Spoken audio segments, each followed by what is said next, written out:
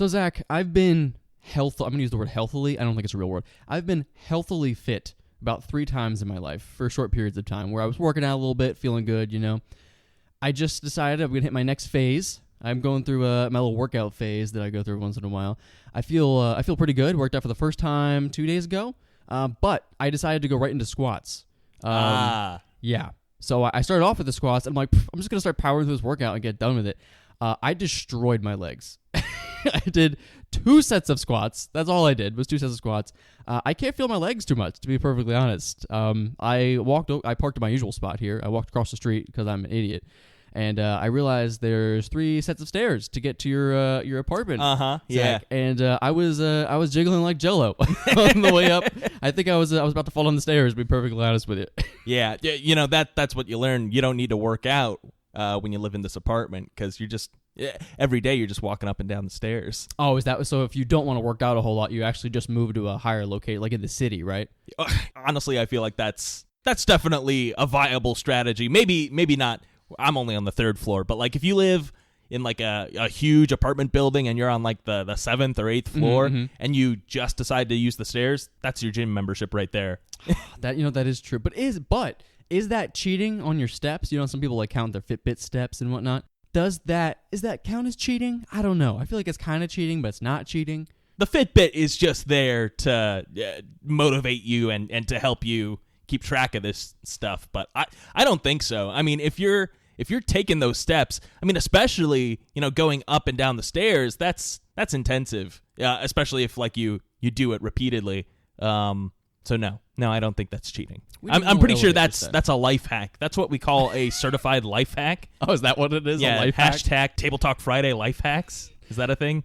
We'll allow it now. We should do a whole separate channel for D&D hacks. That's what we could do, and they're really just synergy builds, is what they are. Yeah. I'll just steal all Zach's ideas. Paladin Warlock? Oh, well, I guess we'll have to see. I don't know how else multi-classing works anymore. I know we talked about this a little last time, but I don't know if it's worth it anymore. Sometimes it is, sometimes it isn't. I don't know. I'll have to multi-class one more time after this campaign just to get my kick. But I kind of just want to go straight into everything. I want to hit those epic booms that we're getting, which, by the way, you have to say epic boom with like a voice. You'd be like, epic booms. Exactly. Yeah, That's it. And that's perfect because that synced the audio great. So, makes my job editing easier. I guess we're sort of dancing around the topic.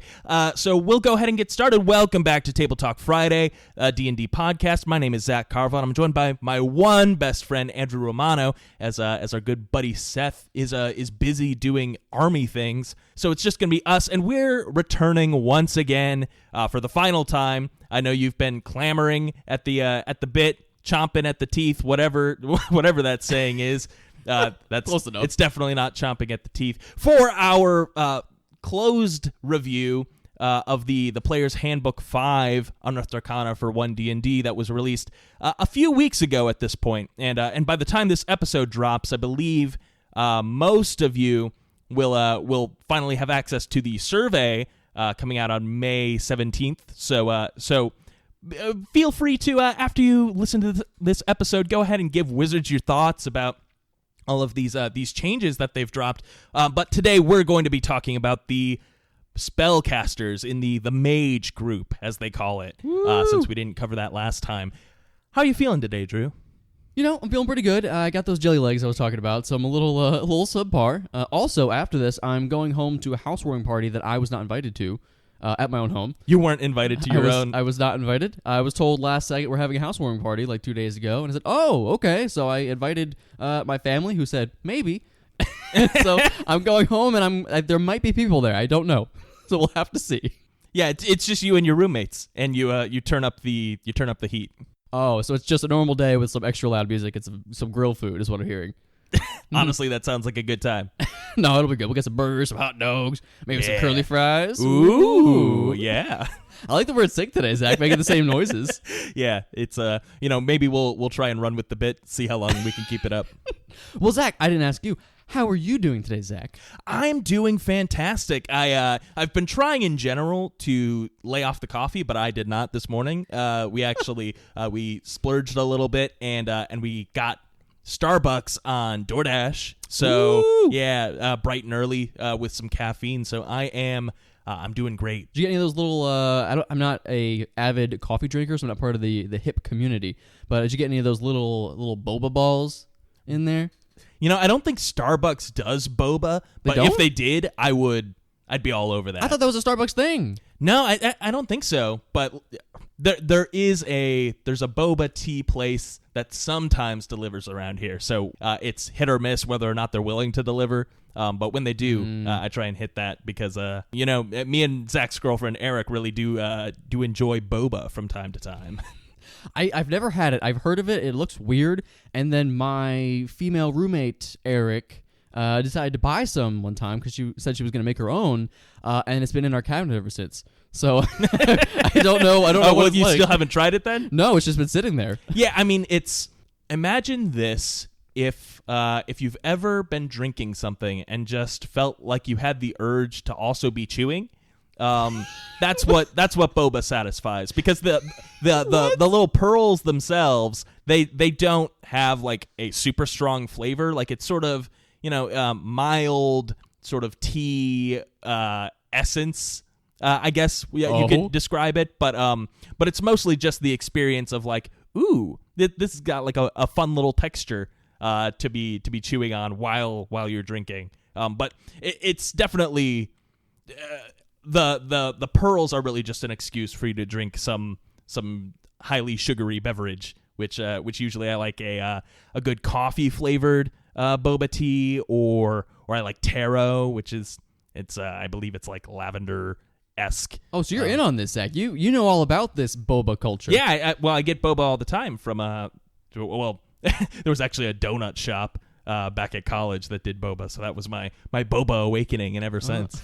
Boba, is that a spell? Is that a spell that we get in this one?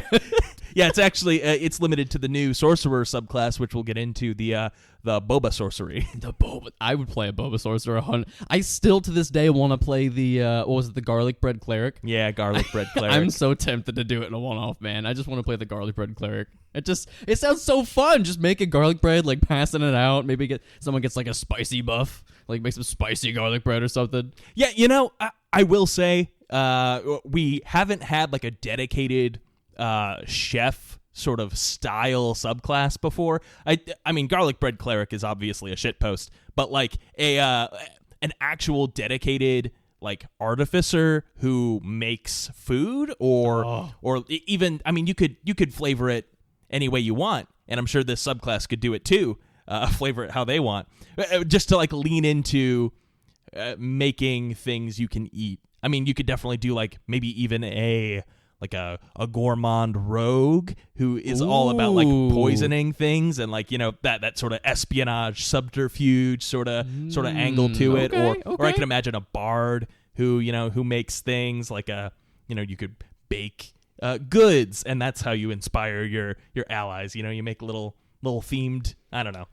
I'm just spitballing, but it could definitely good happen. Ideas here. This is definitely a solid idea. And now you've given me the great idea. I want to play an artificer, like you mentioned, that makes all these foods, but I want to have like a little belt, right? A belt, and it's like a real thick, like wooden belt, and it's got like little catapults on it with plates on the end. And so I really quick serve up some dishes that I put them on plates, and I have to wait until the villains are like, and then I launch it into their mouth, and that's how I deal damage. I feed them like bad food, bad bacon, like they start getting sick. It's like 2d6 bad food, potato damage or something. Just some random crap. Now that I think about it, wasn't that Sean's character in the Christmas one-off? He had like his little, he was an artificer, maybe a alchemist, and he had like his little homunculus servant, which was like the brave little toaster, and he would shoot out like cookies. Yes. It was he definitely was the alchemist artificer. I remember because we were talking about it, and we're like, the alchemist artificer is kind of bad. Can we just make it better? And I was like, yeah, we can.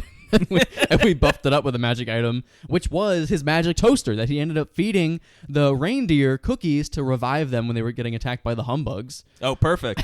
I totally remember. Yeah, remember all of that very clearly. But guys, hey, let's actually jump into some of this mage discussion, because we have a lot to cover in the next hour, hopefully less than an hour, because our last file was too big to download and we had to mess with it. So we're gonna power through these, guys. We got you covered. Yeah, so we'll go ahead and get started. So they give us the Sorcerer, Warlock, and Wizard. I feel like we'll just go in alphabetical order and start with Sorcerer. Yeah. So right off the bat, you'll notice, just like all the other classes that they've done in 1D&D, they've moved the subclass to 3rd level. So at 1st level, Warlocks are no longer having their specific bloodline-related thing that they do. It seems like in general, there is the tendency or the idea going forward that sorcerers are maybe slightly less involved with like a specific bloodline, because they've renamed or they've adjusted the naming convention, and I'm not sure if you've noticed, but like in Tasha's, it's no longer like Draconic Bloodline, Divine Soul. Now it's just Clockwork Sorcery, Aberrant Mind Sorcery. Like this is sort of like a style of sorcerer that does this kind of magic, but it's not necessarily, it can be, but it's not necessarily baked into like your essence or your being per se. So I do like that freedom from the flavor there. It does give the sorcerer player a little bit more wiggle room with how they want to define how their sorceress powers have manifested, because obviously they don't have dragon scales at 1st level anymore. So in any case, we'll go ahead and jump right into it. So at 1st level, the first thing that they've changed is they actually have a new feature called Innate Sorcery. So an event in your past has left an indelible mark on you, infusing you with simmering magic that is sometimes challenging to control. You have the Sorceress Burst and Chaos Bolt spells prepared. So we'll go ahead and talk about Sorceress Burst, since this is a new spell. And so you'll notice as we go through these new classes or revised classes that all of the spellcasters have, specifically in the mage group, have spells that are specific to them. I'm not sure if they're going to be going back and looking at the cleric and the paladin and saying, oh, well, this is a paladin specific spell now. I think they might with like Find Steed. I feel like that's definitely a paladin only spell in my mind, but we'll see. But in any case, there are specific features that are sort of expressed through spells now. So Chaos Bolt, we already know. I believe it's mostly unchanged in here. And it was also a sorcerer spell in Xanathar's Guide to Everything.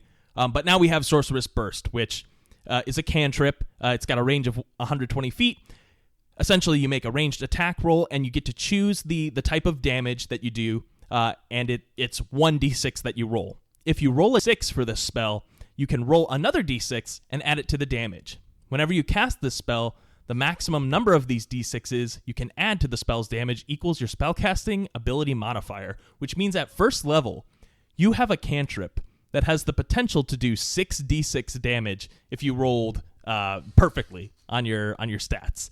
That is crazy. But I also kind of love it. So obviously you're not going to be getting this to proc all the time, but it does, feed into this idea of a sorcerer being sort of like this conduit of magic. And, magic inherently is sort of unpredictable. So they're baking this sort of wild magic element in on all sorcerers. I think that is cool. And it definitely gives, just right off the bat, it gives sorcerers a very specific flavor that is different from wizards, because they're not doing this, they're not able to channel magic in this way that causes these random bursts, but sorcerers do. I like it. I think that it's very powerful. And then obviously, as you level up, the spell's damage increases. So 5th level, it's 2d6, all the way up to 17th level, where it's 4d6 naturally. And then, again, as the die increase on this spell, obviously, it only takes rolling 1/6 to be able to roll another d6. So I could see this definitely snowballing at higher levels to where maybe it needs to be reined in a little bit. But, you could be potentially doing 9d6 on a cantrip with this. I don't know. At 17th level, it probably doesn't matter anyway. You're not going to be casting this over, your super high level spells anyway. But just something to think about. I would like to weigh in my 2 cents here. I'm just going to say right off the bat, before we jump into any more of this stuff, I'm very into a lot of these changes. I like the lean into spell specific or class specific spells. I think it gives them a little extra oomph. It really divides the classes there. It really makes sure that they have their own identity, right? And Chaos Bolt actually is a good example. I'm very happy they pulled this from Xanathar's. It's good to see that they're pulling from other books and putting it into the base kit, if you will, right? And also, Chaos Bolt was a sorcerer-only spell before, or at least wizards couldn't learn it, right, which I thought was really nice, because I liked it, especially between wizards and sorcerers. It's really nice to see that line separated, because they are similar enough, right? With this one, I'm kind of drawing a little bit of a line here. I'm a little confused because I like Chaos Bolt. I really do, and I really don't want to crap with this spell because I actually really like it.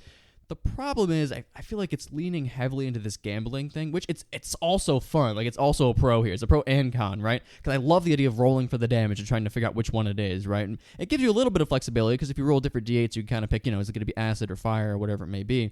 And hopefully you roll a 4, get that force damage, right? But the chance of you hitting a second target, you'd have to roll the same on the d8, which is not like super likely. It's possible. And the damage, I feel like, is only really good if you're low level.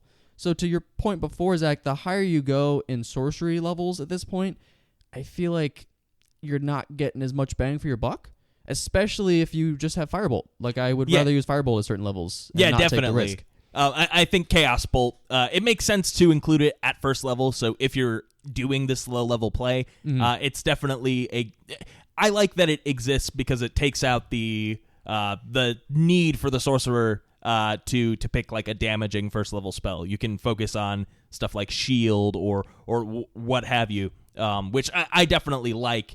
But to your point, I think Chaos Bolt is a spell that only really scaled well if you used Twin Spell, and we'll get into this later. But they've definitely nerfed Twin Spell in this version, so I don't see it seeing much use after those low level. I mean, really, once you get your second level slots, you'll probably never think about casting Chaos Bolt again. Yeah, which. Just, I don't want to cover too much right off the bat, because we talked about Warlocks a little bit in our last episode, where they have a very specific cantrip to them, like they have for a long time, which was Eldritch Blast.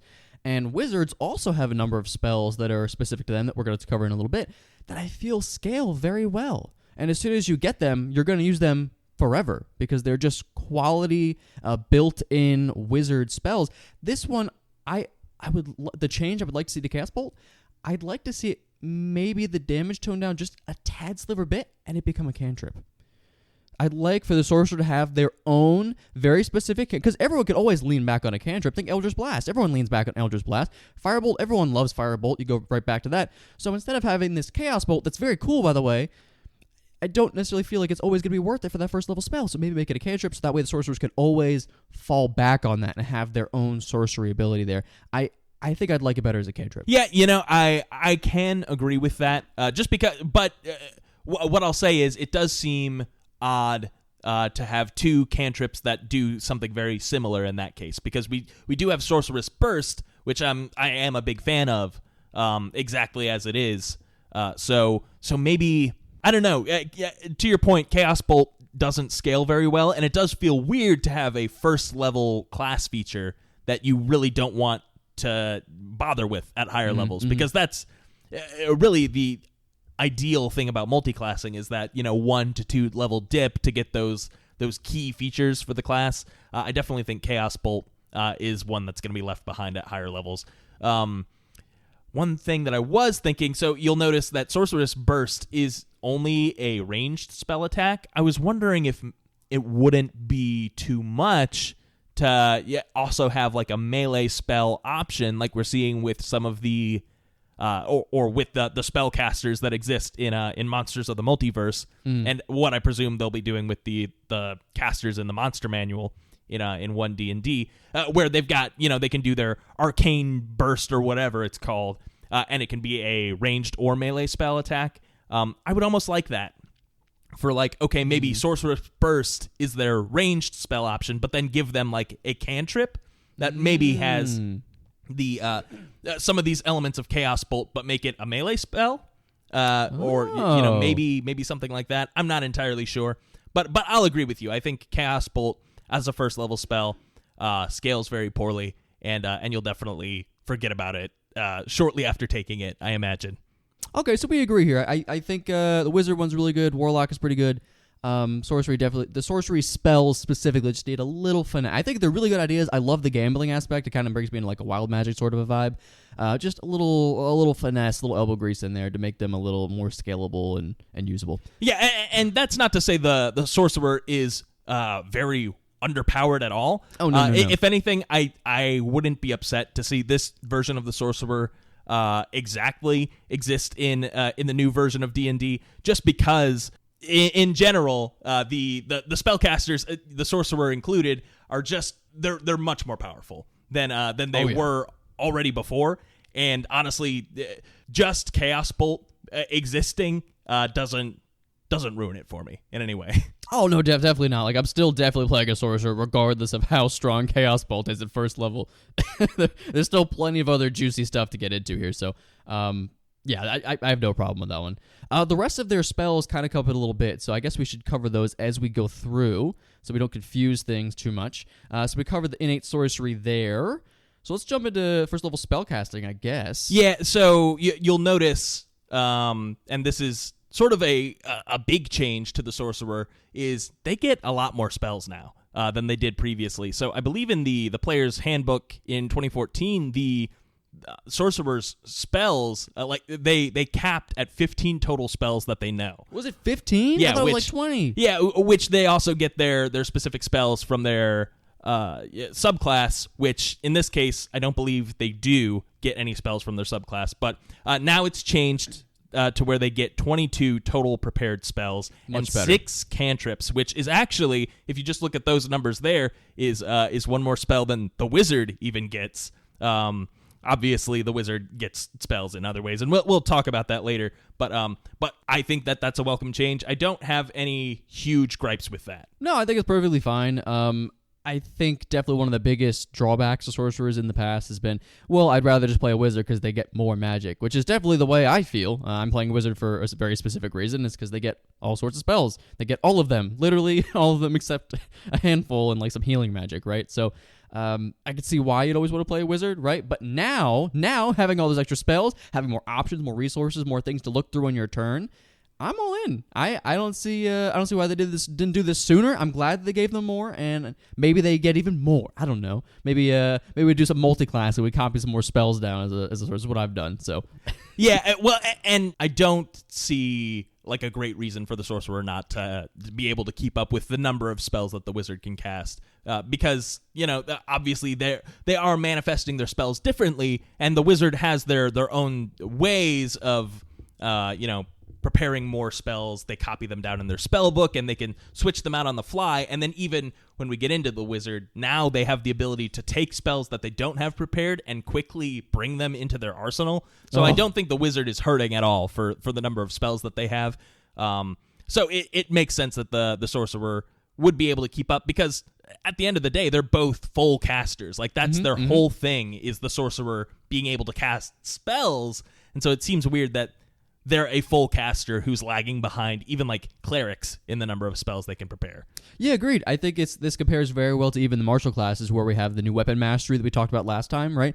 The fighters are obviously weapon masters. They're proficient in everything. They know how to use all of their arsenal to the best of their ability, so they're able to use more weapon mastery. They can get multiple in one weapon on one piece of gear. The barbarian still gets it as a martial class, just not as many, which I think is, again, we're just drawing those lines between the classes very well. So I'm happy with that. Happy to see them have more spells for sure. Maybe we'll see more ways for them to get additional spells with other subclasses. I'm not sure. We'll have to wait and see. Yeah, we will see. At second level, they still get Font of Magic like they did before, but now there is a stipulation.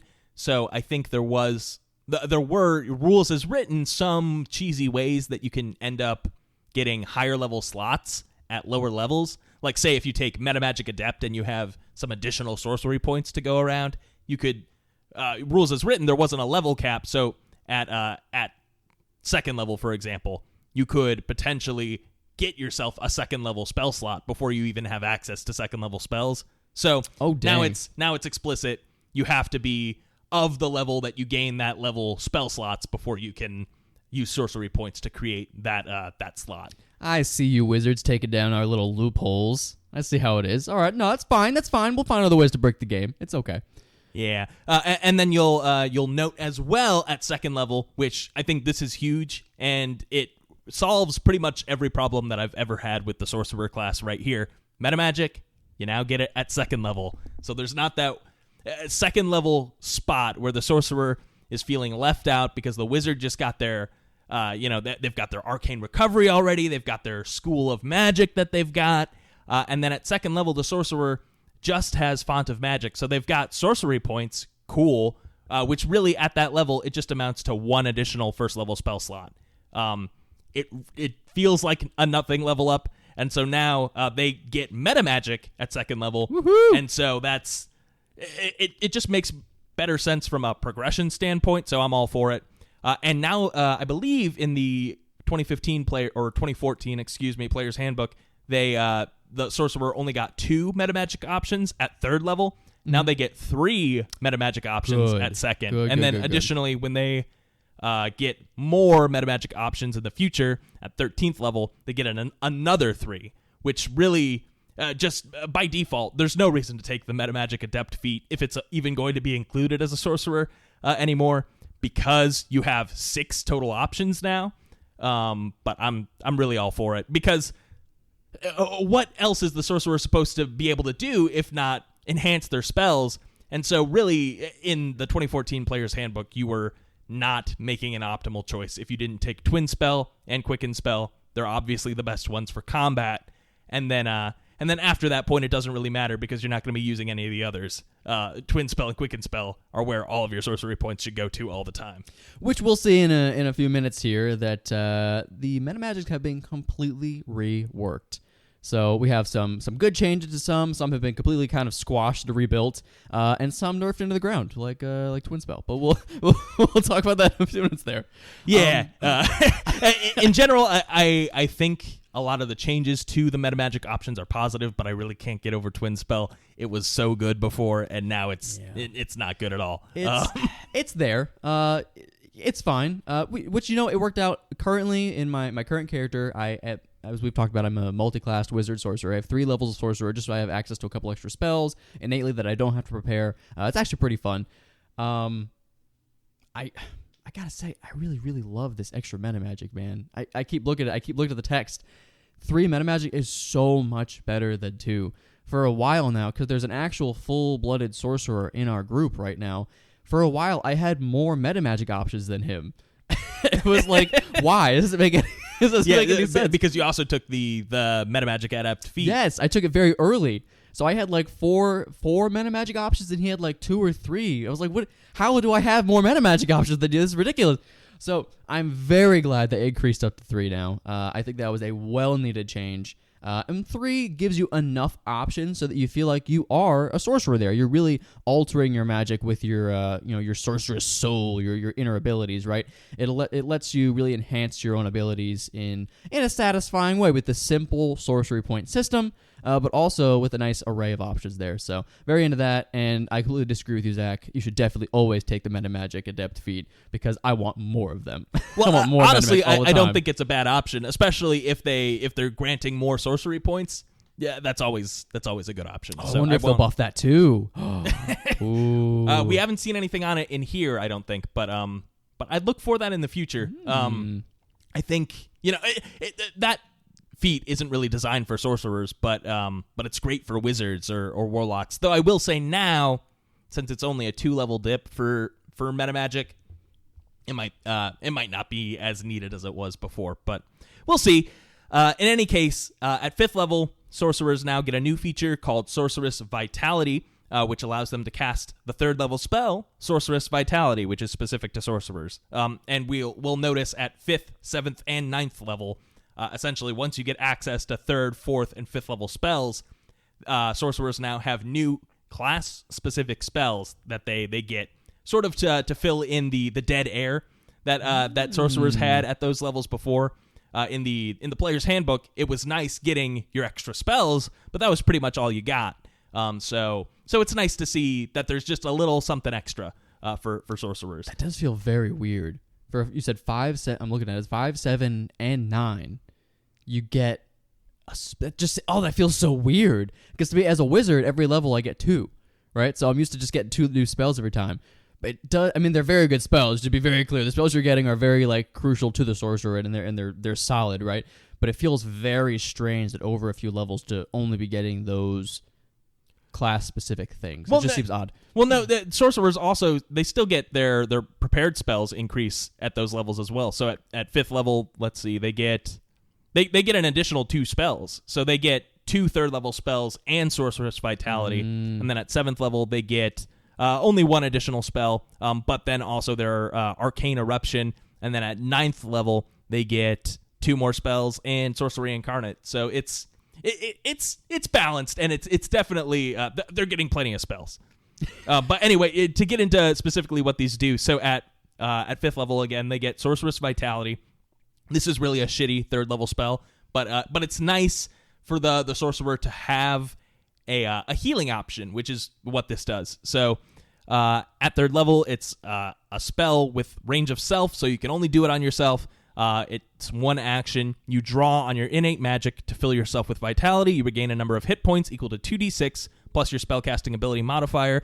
And if you have any of the following conditions, they end on you: blinded, deafened, and poisoned. It's 2d6 plus plus your spellcasting mod healing on yourself for a 3rd level slot. It's definitely not putting the cleric out of business. But I do like the idea that you have this ability to sort of channel your magic if you're in dire need of some healing and there's no one else around. I do like that you can use your magic to sort of bolster yourself in that way. I don't think this is breaking anything, but I probably also won't see myself using this as a sorcerer very often. So I think it's so take it or leave it. It's so weird. There's a problem here, right? So when I think of quick healing, right, in the heat of the moment, especially for a class that is not good at healing themselves or others, right? I think right off the bat, I think fighters. Okay, they're not good at healing themselves, but they have a second wind ability, right, where they could bonus action get. I think it's like a D10 plus their fighter level or something like that, right? And I could look up the exacts, but it's a little something, which is exactly what this is. Plus, it can remove some status effects. This is an action. A full action, and it requires a 3rd level spell. I'm not sure what I'm missing here. I feel like this is a big, especially for sorcerers. They could convert this spell slot into sorcery points and adjust things in their kit. It just seems weird to be burning so much of your kit today. 3 levels worth of spells for a little heal.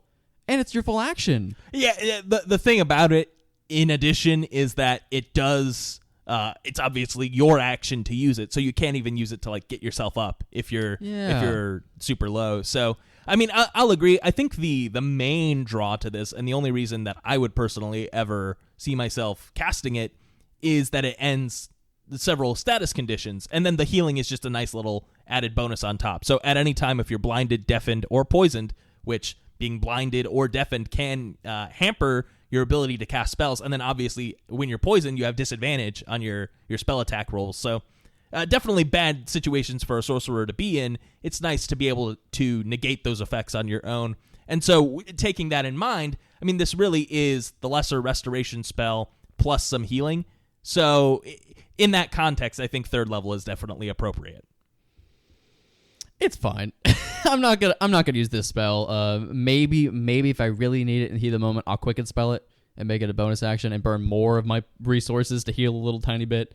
I just don't think it's great. I think either reduce the level or make it a bonus action or something. This doesn't do it for me. I could see it as a bonus action, but at the same time, my thought on it is sorcerers didn't get a feature at 5th level at all before. So this isn't hurting anything. It's nice that it's there, and maybe someone will use it once. But this hurt my wallet, man. I don't know if I want this in here. I don't know. It's okay. Well, I hope they change it up a little bit. I'm not excited by this one personally. Yeah, I won't say I'm super excited about it either, but it does seem harmless, and I think thematically it's neat. But yeah, obviously no one's gonna be multi-classing, so they can get their hands on 5th level sorceress vitality. What is totally worth it and very cool and fun and is a bonus action, actually, is Sorcery Incarnate. Now, Zach, I won't take this from you. I will allow you to take this one for sure, but for the sole reason that you explained this to me the other day, and you told me this is the Sorcerer's Rage. This is the Barbarian ability in the Sorcerer, so I won't steal it from you. This is a good one, but this one definitely feels good. This is something I will be using, unlike the last spell. Yeah, so this is the feature they get at 9th level. It's a 5th level spell, and what this does, as you mentioned, it's a bonus action. So on the turn that you do this, note that you can't cast another full spell with your action, but you could cast a cantrip like your Sorceress Burst, which would be greatly enhanced by this. So the magic within you blooms, transforming you into a glimmering being of magical energy for the duration. You regain 1d4 sorcery points until the spell ends. You also gain the following benefits. You can use up to 2 of your metamagic options on each spell you cast, provided you pay the sorcery points. That's cool. There are some options here, like Careful Spell and Heightened Spell and Extended Spell that all seem more worth taking, and since you have those extra magic options, it's nice that you can add those on. So that's cool that you can do that. And then you also have advantage on the attack rolls of every spell you cast. So while you're concentrating on this is really the Sorcerer going into full evocation mode. I'm going to buff myself up, and then I'm going to start flinging some cantrips or some Scorching Rays or whatever, and start getting as many attack rolls out so I can see if I can get a crit or not. I think that's awesome, and it definitely just brings to mind like this epic image of a sorcerer, wreathed in magical energy and just going full power. You basically go Super Saiyan for a second, and you unleash all your magical energy into each of your attacks, and you're really just an anime character at that point. But I think it's cool, and I don't mind the Sorcerer sort of filling that slot of, all right, well, let's push this as far as we can go, as far as like a spellcaster's internal magic, which is sort of what the Sorcerer is doing. Preach it, Zach. Preach the good word of the new Sorcerer. This is good stuff right here. This is what I want to see. I want to see more of this stuff right here. This is good stuff. I need it. Yeah, so the only thing I'll say is this does take your concentration, so you can't be doing, if you want to be like a more supportive Sorcerer, which I've played in the past, you can't be casting spells like Haste or other things to bolster your party, and you can't cast spells like Tensor's Transformation or Tasha's Otherworldly Guise or Draconic Transformation. This is your concentration on this. I feel like this definitely goes toe-to-toe with those other spells quite nicely, so it's not a bad option, but it does take those away if we see those return. I don't know. I don't think they are currently listed on the arcane spell list, to be fair. Specifically Tasha's and Draconic Transformation. I am interested to see if because they right off the bat already in this new 1D&D release, we've seen Chaos Bolt come in from Xanathar's. So I'm intrigued to see if they start pulling more from Tasha's specifically and or Xanathar's. I don't know. But I do want to find out. Let's see what else they do here. And then finally, we're going a little long on this segment, but I do want to talk about Arcane Eruption quickly. So at 7th level, backpedaling for a second, it's a 4th level evocation spell. Essentially, it's a 20-foot radius sphere. It's a fireball of whatever damage type you prefer between acid, cold, fire, lightning, poison, psychic, or thunder. And then in addition, so each creature must make a Constitution saving throw. On a failed save, the creature takes 6d6 damage, so reduced from Fireball. As a 4th level slot, does seem kind of weird, but the way they make up for it is on a failed save, you choose one of the d6s rolled in the damage. The number rolled on the die determines the condition that's applied to the creature that failed the save, as shown below, and the creature has that condition until the end of your next turn. So they become either incapacitated, which is crazy. They become blinded, frightened, poisoned, charmed, or deafened. That's a lot of options right there, my man. That's 6 different status effects that can be implied just because they failed their save. Yeah, and the thing that makes this super powerful is it's a 20-foot radius sphere. So this is a fireball. Yeah, this is a fireball that has the potential to poison, has the potential to blind, to frighten, to charm, or to deafen, or incapacitate, which plainly means they can't take any actions on their turn, which it's not as powerful as, say, paralyzing everyone in the area, but it's not a dissimilar effect. And really getting those the ability to shut down your opponent's action economy in addition to 66 damage, which is nothing to sneeze at. Definitely, it makes this a good option.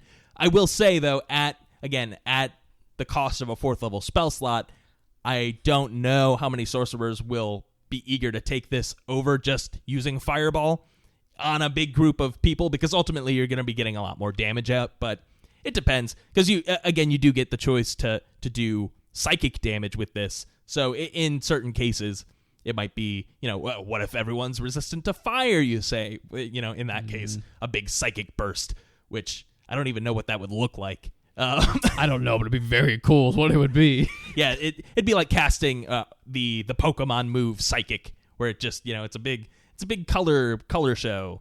But it's in everyone's minds. We'll say it like that. This is the Men in Black pen that they click to erase people's minds, the Psychic Blast, and then you get the incapacitation, where there's basically. I love that, actually. That's very cool. I'm going to be honest, this spell is very strong. I love this. I will gladly take this over Fireball every day of the week. I think this is extremely fun.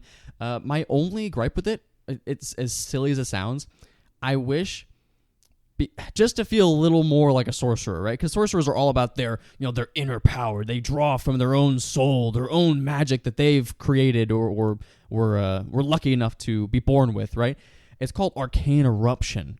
I want it to be centered on the sorcerer. I want this to have no effect on you, and I know it would be a little bit of a nerf, but I think it'd be so much cooler. Maybe it doesn't affect your friends, or honestly, you have metamagics. Yeah, you can careful spell it. You can careful spell it. You can heighten this to reroll the damage to make sure you get that incapacitated one. Right? There's a number of things you could do as a sorcerer to make this spell just even better than it already is. I just want to explode from the sorcerer. I want it to be an AoE around them. I know it's so silly to want to nerf it, but it's just such a cool spell that I want to cast right now, but I want it to explode from the... that would be so much cooler. Just think about it, Zach.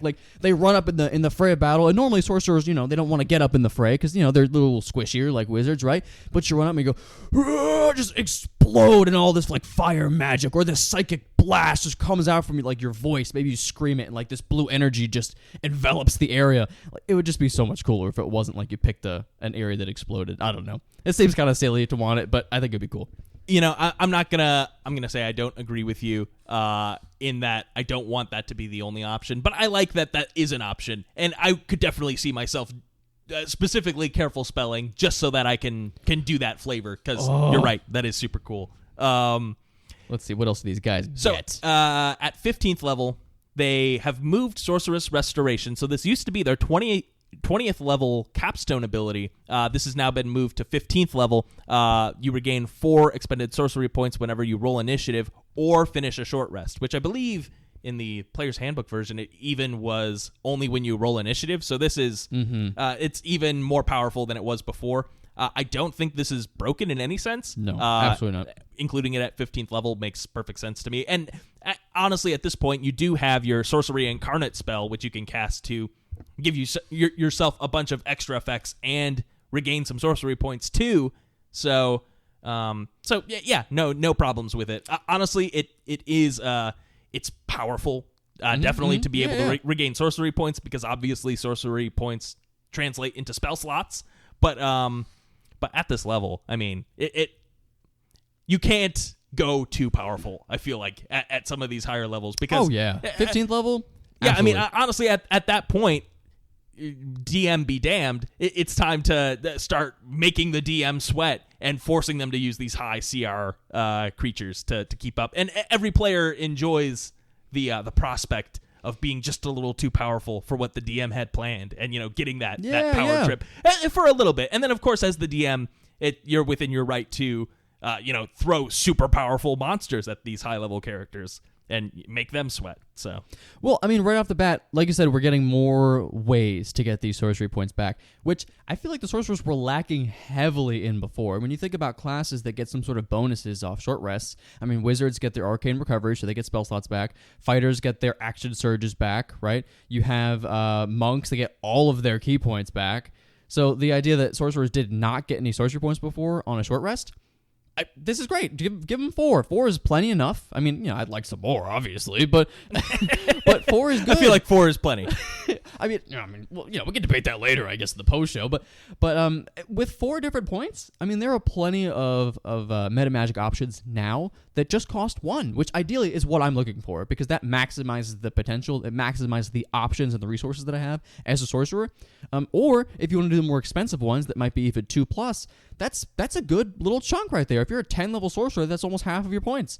So I see no reason for them not to get this. This is juicy. I love it. It's about time that they get short rest to get some stuff back. Yeah, honestly, at 15th level. And so the capstone ability then that they get at 18th level is a new feature. It's called Arcane Apotheosis. That's so cool. Yeah, so this one seems kind of nutty. I do like it, but I'm interested to hear your thoughts as well. So at 18th level, you're now so suffused with magic that you can alter reality itself. You always have the wish spell prepared. I did not read this correctly. Yeah. And if you undergo the spell's casting stress, you have no chance of losing the ability to cast the spell. Sorcerers can now cast wish by default at 18th level. It doesn't count against the number of spells they have prepared, and they can never lose the ability to cast wish. In addition, you can cast wish to replicate a spell of 1st through 8th level without expending a 9th level spell slot. You instead expend a spell slot of the replicated spell's level. Once you cast wish in this way, you can't do so until you finish a long rest. I do think that this verbiage is a little confusing. So my assumption is that since you're casting wish, it's still the power, so it's still a 9th level spell. And for instance, if you cast Burning Hands, you'll add all the extra d6s. You just expend a 1st level slot. I think that's what's being implied here. But honestly, this is a little confusing. I almost want it just to be you can cast Wish once without expending any resources to make it as not confusing as possible. Yeah, I thought I knew sorcerers, and then I read this. I don't know if I missed this or what. If I just didn't see this on the page, I don't know. The wish is pretty crazy, but I've read this 2-3 times now, and I have a headache. I'm not understanding what the intention here is. I like the idea that the sorcerer maximum level is able to, produce things and create things just based off their raw energy, right? I think that's sick. I don't know if the wish spell's the way to do it. Well, yeah. So I will say this does give the player who is the sorcerer the license to derail the campaign at the 18th hour, and you really do get the potential to you can do anything with wish, and there's no casting stress associated with it, so you can wish for anything. What do they mean by casting stress? Am I missing something? Yeah, so when you cast the wish spell, I don't have it in front of me, but essentially there's if you use it to do anything other than cast a 1st through 8th level spell, there's the potential that you can no longer cast it ever again. Okay. Essentially. So this removes that, which also does give the sorcerer the ability to freely, as many times as they want, undo their wishes if they go awry. But it's just something to keep in mind. I do think that this is perhaps a little too much. I don't... Just because the casting stress is sort of the whole reason that you don't have people going around and casting wish infinitely, because there's always the potential that your wish can come true in a bad way, and then you don't have the ability to reverse it. This does make the sorcerer just the all-powerful god who can shape reality to their whim. I'll be honest with you, it really comes down to the wording here. I don't want to spend too long on it because I know we have a bunch of other stuff to cover. But keep in mind, this is 18th level. So if you went full sorcerer, which I'm assuming you did if you're 18th level at this point in time, you got wish last level. right? You could get Wish at 17th level. So you could have had this last level. I don't think the fact that it is Wish is what's busted. It's the confusing part where it says you can always have the Wish spell prepared, and if you undergo the spell's casting stress, you have no chance of losing the ability to cast it. To me, that makes it sound like as long as you use it to cast 1 through 8 spells, it doesn't go away. But you're still not able to, like, I wish for a mountain to appear in front of me. They need to fix the wording on this. Then what would it do? That's what I'm saying. I don't know. No, I don't get it. I'm pretty sure I'm interpreting it right. It's you don't lose the ability to cast, and I believe there's also other things that it does, like it inflicts an effect against you so that you have a minus to your spells or something. I don't know. I haven't read the Wish spell in a while, but in any case, you're negating all the negative effects of the Wish spell that don't come about from your poor warding, basically. I guess the only other defense I have beyond that you can have Wish already is the fact that at this level, clerics do have divine intervention that works always. So that's true. There are similar things at this level. I don't think it's as busted as it sounds. I think it's just the fact that they said you have an ability that gives you Wish that's throwing me for a loop right now. Because we've never seen this before. This is very different. I can't think of anything else in the entirety of D&D that said you now have Wish because. Like this is a lot. Well, and to be fair, I do like that this removes Wish from the rotation. So as a sorcerer, you can say, okay, well, I have the ability to cast Wish, which also means you have the ability to cast any other spell at this level. That's so good. That's the point of Wish. It's just so you can cast anything you want. Yeah. I do like that they're leaning into that. I don't know. Because, again, Wish is all-powerful, but you are giving up things when you're casting it, like Meteor Swarm or Time Stop or other super powerful spells, True Polymorph, whatever. So, I don't know.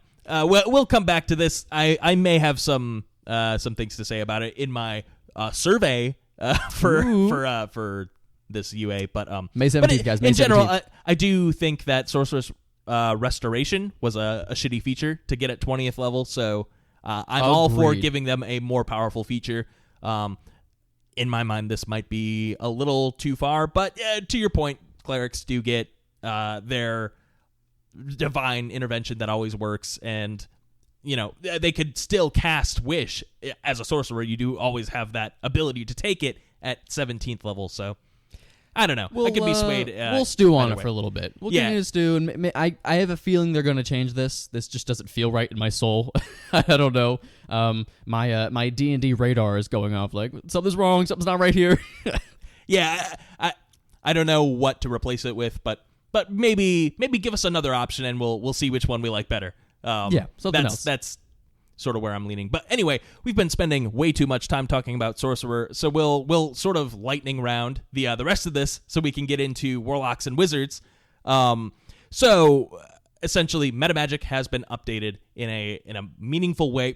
Pretty much all of the metamagic options that you'd never consider now have a considerable boost, and Twin Spell has been ruined forever.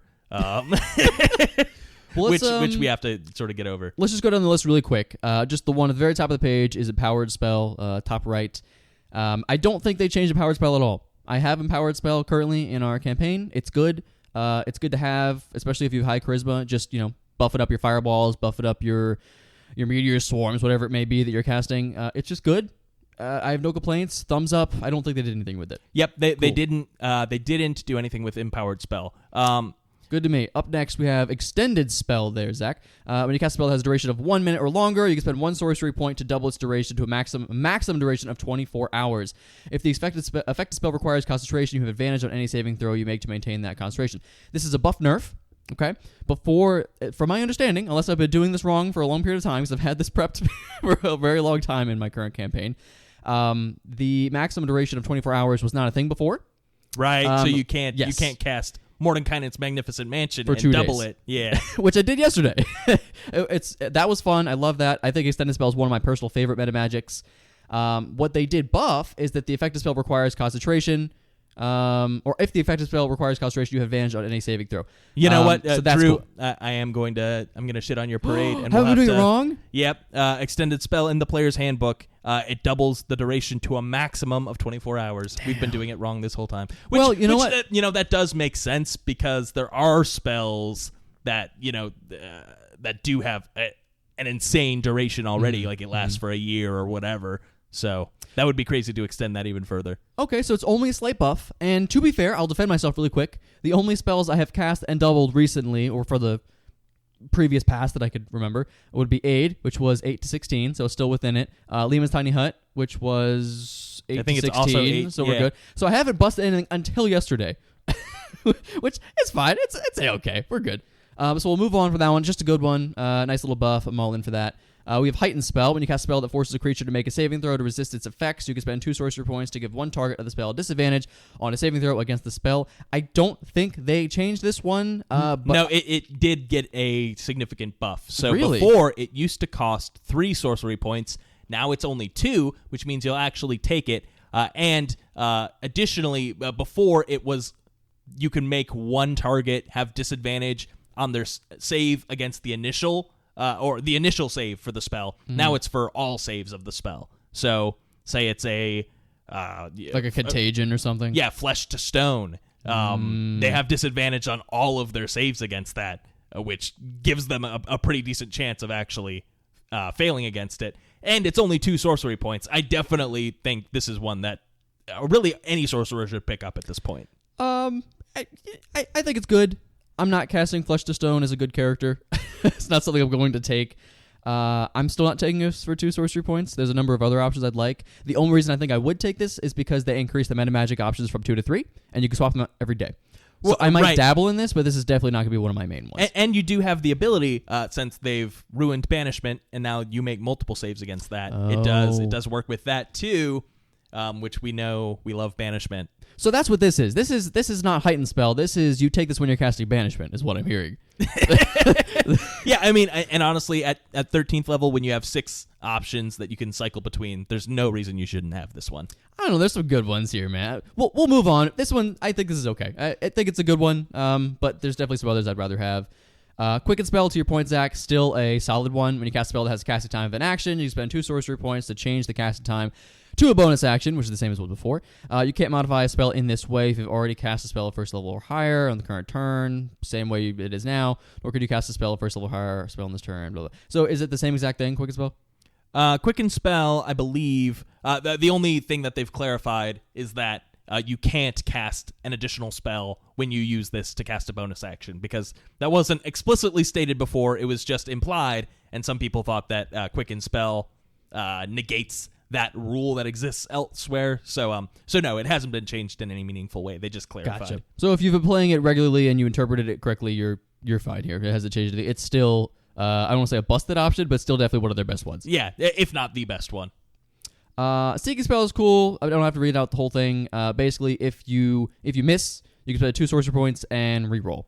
Yep, and that's imported directly from Tasha's, no changes. And that's the same for Transmuted Spell, which also didn't exist in the 2014 Player's Handbook. Same thing, you can change the damage type for 1 sorcery point to Acid, Cold, Fire, Lightning, Poison, or Thunder. I do think this one might be a little less good, just because now your Sorceress Burst and your Arcane Eruption also allows you to choose your damage type, so you sort of have some built-in options where you can do whatever damage type you want whenever. But I see what you're saying there. Just because they have other things built in, it's almost weakened one of their other abilities a little bit. Yeah, but at the same time, at 5th level, you don't have the ability to do a Thunder Fireball yet, so that's still definitely a good option. That's true. Okay, so still a good option there. We have Careful Spell, which I think is a little bit better than before. Yep. The only change is that now you can choose which targets make the save, and they take no damage if they make the save. So was it more points before? Careful Spell? No, I believe it was 1 point before as well. Okay, so it's just it's good. I'm going to fireball people and choose people to make the save and not take any damage from it. Yeah, before with Careful Spell, you could do it, and, they wouldn't take damage if they have evasion, but now it's everyone doesn't take damage that you choose. So it's it's just usable in every situation that you're casting an AoE. I'm definitely taking this. I'm definitely taking this one. This is 100% me right here. Distant Spell. This one has been buffed. Distant Spell is very good. You should definitely take this. I love it. I think it's one of my first options as far as metamagic here. Maybe everyone doesn't share my opinion. Instead of the previous version, I think it like 1-upped your range. It was like 30 to 60, or maybe it doubled it, or something along those lines. This one does far more than that. This one, when you cast a spell that has a range of touch, you can spend 1 sorcery point to make the range of the spell 30 feet, which is the beginning part of it. It's cool. But then, when you cast a spell that has a range of at least 5 feet, you spend 1 sorcery point to increase the spell's range by a number of feet equal to 30 times your sorcerer level. Which means, at 20th level, if I've done my math correctly, you have a 600-foot range counterspell. Ready to go at any given time. Yeah, that's pretty great. When you thought your Meteor Swarm was well out of range, nah. I counterspell it. 9th level. This is sick. I love it. I can't see why you wouldn't want to take this for one single point, not to extend. If there's any time, think about any time you've ever played a mage and something was just out of your reach, like, oh, you just couldn't hit it. You just couldn't counterspell it. You just need a little more range in your fireball to hit them, right? This is it. One single sorcery point. You do this, which you get sorcery points at 2nd level, we already talked about, right? So you get two at 2nd level. So right off the bat, you can do this twice if you just pick this one. This is sick. I love this one. It's great. Maybe Zach feels differently, but you should definitely take this one. No, I agree. And since you have more metamagic options here, it's definitely a good one to consider. Subtle Spell, I don't think has been changed at all, and that caps us off, I believe, with Twin Spell. Twin Spell is now, it doesn't do anything that it did before. So they've deemed that it's way too powerful for you to be able to cast 2 single target spells on the same turn, essentially, because you're just replicating one spell's effect and giving it to 2 targets. I mean, the shenanigans you can get up to with this is insane. My favorite is Twin Spell Haste, which does have double the downside, to be fair, but it makes your melee fighters just infinitely better. And it's just relying on your concentration, which you can, negate the fear of with either. I believe there was an Eldritch Invocation that lets you do that. You can have the Artificer give you a Mind Sharpener, a bunch of shit that lets you maintain your concentration more easily. So that is gone now. All Twin Spell does is when you cast a spell of 1st through 5th level that you also cast on your previous turn by expending a spell slot. You can fuel this turn's casting of the spell by spending a number of sorcery points equal to the spell's level rather than expending a spell slot. So really all they're taking from Twin Spell from before is the discount to the casting of the spell. So instead of casting 2 spells at once or, doubling the targets of a single spell, now you can cast the same spell that you cast before, which I don't know how you play spellcasters, Drew, but I'm very rarely casting the same spell over and over, especially higher level spells. Like maybe when I'm at the end of my rope, I'm casting the same cantrip over and over, but I don't need a discount on a cantrip. It's free. Yeah. So, this is awful. It's terrible. No one should ever take this. It doesn't benefit you in any meaningful way. I think maybe they didn't intend for it to be this bad. Because right off the bat, if you have to cast the same spell, right? I love the idea that you can use your sorcery points to cast it instead of spell slots, right? I think that's very cool. The problem is, if you're casting it again, it removes all concentration spells, right? So you're not going to cast the same concentration spell again. Doesn't make any sense, right? Why would you do that? You're already concentrating on it. So it's only about damage at this point, right? So there's not a ton of damage spells that are great for this, I don't think. I immediately thought Chain Lightning, but Chain Lightning is 6th level, and you can't do it again.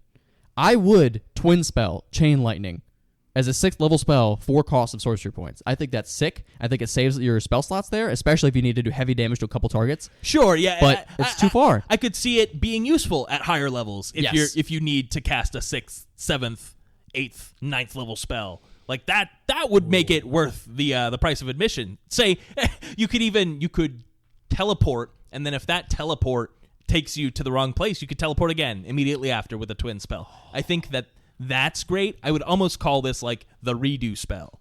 Yeah. Instead of Twin Spell. But as it exists, it's it's pretty bad. I would even say maybe you can add some more restrictions to the original version. Say you can only do it on spells of first or second level, but it still works the way that it did for those spells. Just give us something. Like I get you don't want us twin spelling haste, or you don't want us twin spelling these super powerful spells, but a twin spelled hold person, that's perfectly reasonable. That's a third level hold person. A twin spelled shield of faith. I don't know. Like you're not getting up to anything too bad with first or second level spells. But as written, this is poo-poo garbage. Change it. I get it. It was definitely busted. It was by far one of the best like synergies you could have in the game. So if you're gonna trash it completely, I actually, which they pretty much did, I actually love the idea of what you were talking about, Zach, the redo spell. I kind of want to trash twin spell and call it redo spell and base it around the fact that if you think about how many times you cast a spell and it just didn't work out the way you wanted to, or like it didn't have the effect you were really desiring there, right? So what if it was redo spell? Like you cast, I don't know, let's just use fire. I like using fireball as a good example, right? Let's say it's fireball. You cast at third level, and everyone made their save and everyone had resistance to fire damage. You didn't know, and so you cast redo spell, right? So you cast that same spell for like a reduced cost somehow, but maybe the spell is a little stronger this time. Maybe upcast is to fourth or fifth level, right? Maybe it does a little more damage. You have the ability to like transmute at that point and like correct your mistakes. I don't almost like we're going to talk about in a little bit about this modify spell that wizards could do. Maybe the idea that it didn't work out quite the way you wanted it to. Maybe you have more insight now that you cast it. You cast it again, cheaper, but it's better and more effective. I don't know how to word that exactly. I think there's definitely some finesse that could be had, but I love the idea of redo spell, like a tracer for casting spells. Honestly, I say just rename this version of twin spell redo spell and remove the one first to fifth level requirement, and that makes it perfect. You can cast 1 to 9 sorcery points to cast the same spell that you cast on the previous turn again. I think that's. I mean, it's powerful. It's definitely powerful, but you're blowing your load there. I mean, if you want to use 9 of your 20 sorcery points, assuming you're just say you're 20th level, right? Or even 17, right? Let's say you're literally using more than half of your sorcery points to burn a second meteor swarm or something. I don't think that's busted. I really don't. I don't know. I think it's pretty reasonable. Well, I will say you do only get 1 9th level slot, so maybe 2 meteor swarms or 2 time stops, or I don't know. Maybe we limit it really just to up 8th to, level, you think? Yeah, I mean you only get 2 total 6th level slots, and then everything up from there. Oh no, 7th you get 2 eventually. Yeah, so maybe 1st through 7th level, that would even be appropriate. I just want to chain lightning a couple times. Yeah. If you get the source of the chain lightnings, that's disgusting. Like, I'm going to target him so he cannot use it again. I'm absolutely targeting that sorcerer right now. It's like targeting the medic when you're going up against like a group of adventurers. You have to take him down before you cast it again. I love that. All right, let's see. We have used up all of our time talking about all of these things. Yeah, I'm almost thinking that we might split this up again. No. Make it 2 episodes. No. What do you think? We'll let's finish Draconic Sorcery, and then we'll move on. So the new subclass is Draconic Sorcery. They've specifically named it Draconic Sorcery rather than Draconic Bloodline. Again, with the naming convention that I mentioned earlier. I'm in. Make it easier to understand. Just like make it less complicated. 100%. Yep. So already off the bat, Draconic Resilience, and I'll say personally, the Draconic Sorcery or the Draconic Bloodline was one of the better sorcerers in my mind before. Okay. So this definitely, it just makes them better, and I have no huge complaints about it. So at 3rd level, they have their Draconic Resilience. Rather than this feature granting you a base AC of 13 plus your dex, which basically means you just have permanent mage armor, what this does is it essentially gives you unarmored defense using your charisma. So it's your base AC becomes your dex, 10 plus dex plus charisma. And so you do have the potential for, at first level, a 15 plus dex AC, which is... it's not horribly broken. I like it. I have no further thoughts about this. I mean, it is very powerful, but at the same time, you do have the potential for someone to roll two 18s on their stats, and then by 4th level you have a 20 AC as a sorcerer. But if you want to make that happen, you're going to make it happen anyway. Yeah, that's good. Third level, I'm 100% in. The hit point thing is throwing me off a little bit. Well, yeah, where they got and those this numbers from. was the same thing that they did before as well.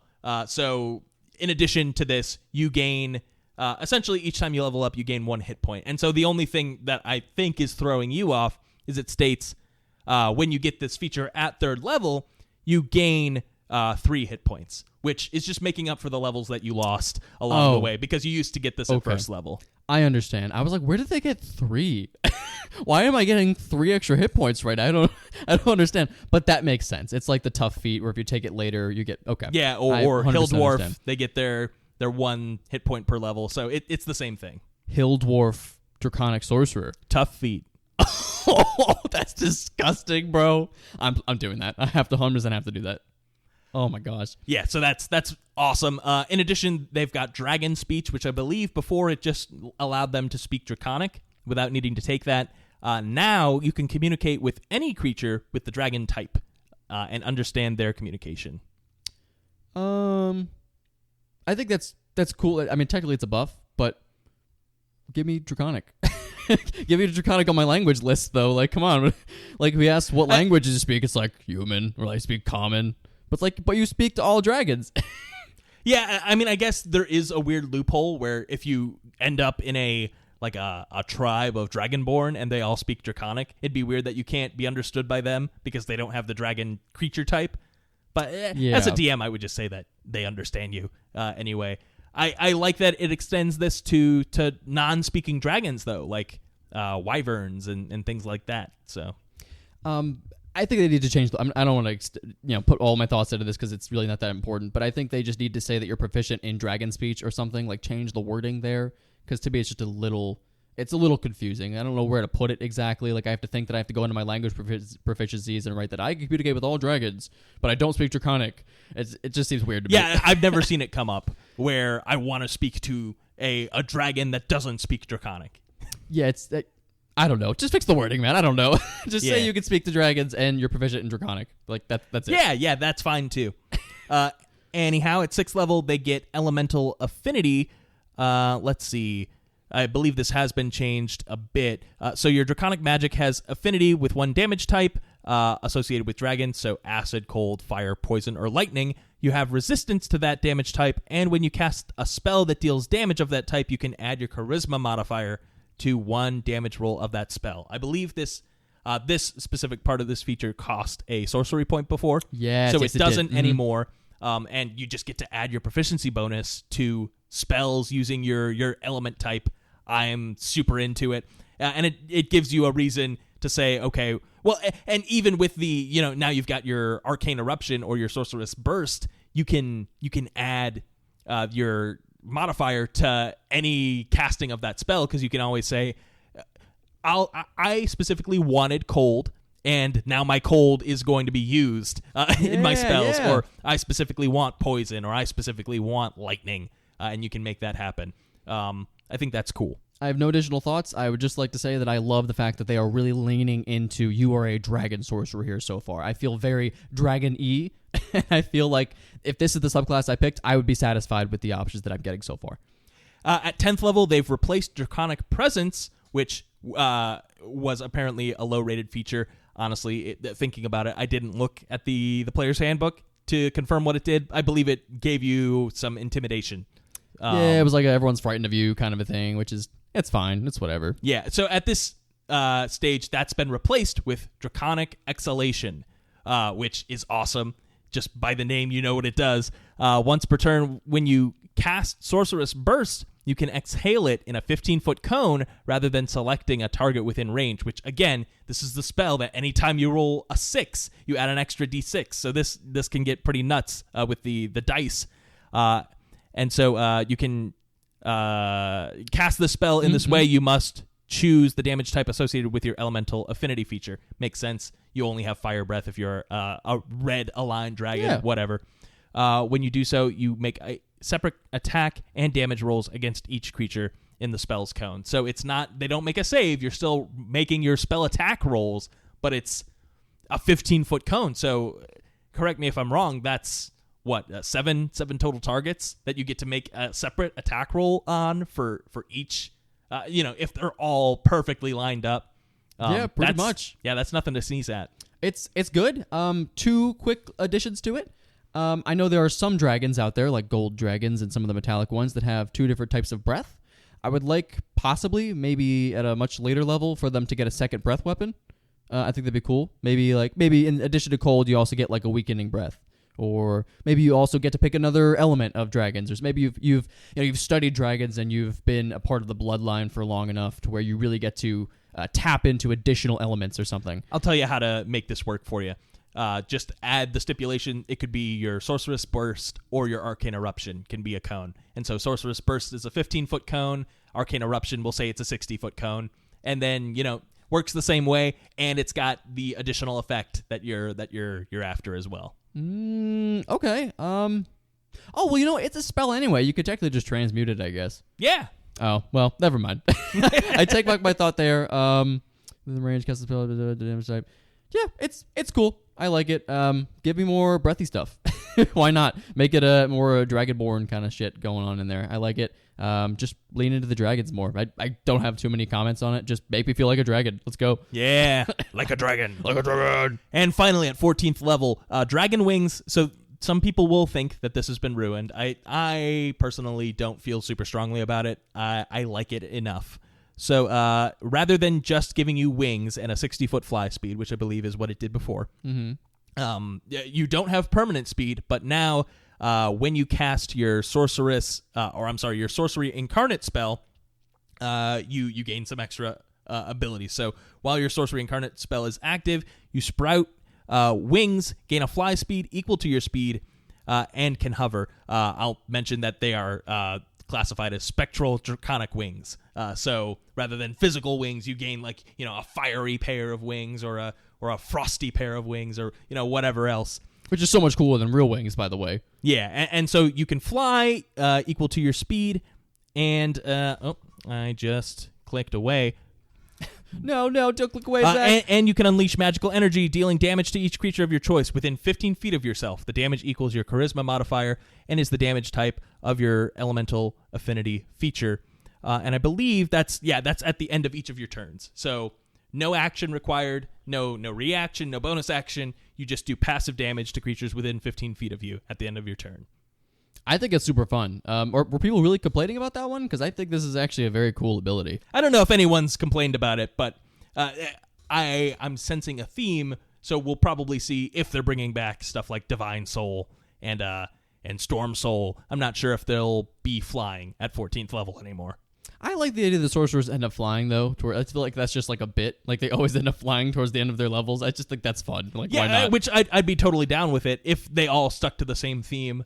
When you cast your sorcery incarnate, then you gain your wings. I like that. Yeah, no, I think it's good. I see no. We talked about this earlier on in the episode, where the sorcerer before felt a little like, which sorcerer do you want to be? Now, I feel like I get to play a sorcerer and then choose flavor on top of it. Like, I feel like on their own, the sorcerer does stand out. Like, they have their own bits, they have their own spells, they have these cool eruptions, their own little rage, right?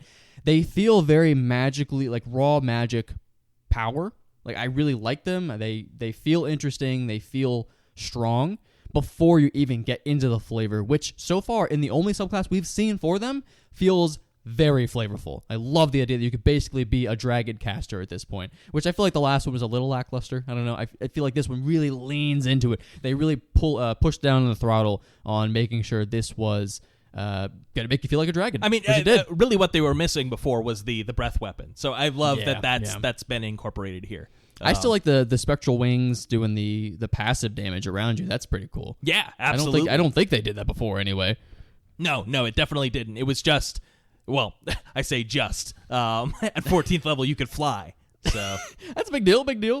But yeah, I mean, we're an hour and 20 minutes into speaking about sorcerers. I think we'll probably cut it here. We'll do a quick post show, and then we'll jump back into Warlocks and Wizards next week. I'm so sorry to disappoint all of you at the end of this episode, but thank you so much for listening. Drew, why don't you tell them where they can find us on our social media platforms, and then we'll wrap it up. Yes, absolutely, boys. Absolutely. You could check us out on Patreon, patreon.com/TableTalk Friday, where you'll find some delicious post-show content, some early access episodes, which we are changing the arrival date on because we are trying to match with Seth's military schedule now. So please be patient with us as we finesse exactly when these episodes are coming out. But it's wonderful. Check us out on our social media platforms, such as Instagram, Twitter, and whatnot. We will be posting on there soon. We keep putting it off, but it'll be there, I promise. Keep checking. And with that, can I have good old gamer, the Dragon Slayer, take us out, please? Thank you guys so much for having me on the show. It's really a pleasure. My name is Good Old Gamer, and if you're listening to this, Good Old Gamer, it's so nice of you to listen to me yourself talking to us all right now. This is a bit, but I'm so happy to be a patron of the show, and I do love talking to you guys on Patreon.com. Good Old Gamer, thank you so much for allowing me to impersonate you here, and everyone, I hope you have a wonderful rest of the day, and I hear that we're supposed to take you out, so bang, you're dead.